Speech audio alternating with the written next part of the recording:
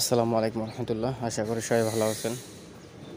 আজকে আমি একটা জমি দেখার জন্য গিয়েছিলাম বরিশালের মুলাদি থানার বাটামারা ইউনিয়নের। আমার সম্পর্কে মামা হয়, উনি প্রবাসী একজন।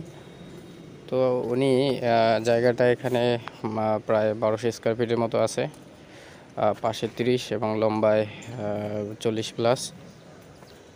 তো সবচাইতে বেশি আমি অবাক হইলাম, আসলে মানুষ, গ্রামের মানুষ হওয়া সত্ত্বেও খুব ওনারা সচেতন যে ওনারা এখন কাজগুলোকে একজন দক্ষ অভিজ্ঞ ইঞ্জিনিয়ারের মাধ্যমে সুপারভিশন করাবে এবং ড্রয়িং ডিজাইনের বিষয়ে খুব সতর্ক।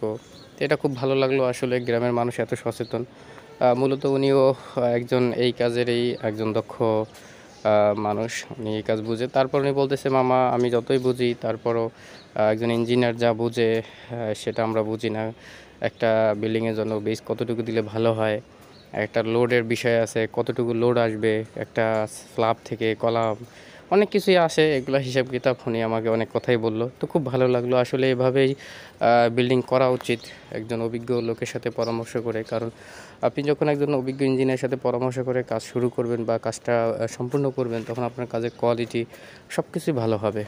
তো আসলে সবচেয়ে বেটার একটা অপশন হলো কাজের কোয়ালিটি ঠিক রাখার জন্য অবশ্যই অভিজ্ঞ লোকের দরকার হয়। তো এই ছিল আজকে ভিডিওর আমার মূল অংশ। সবাই ভালো থাকবেন, সুস্থ থাকবেন। আসসালামু আলাইকুম রহমতুল্লাহি ওয়া বারাকাতুহু।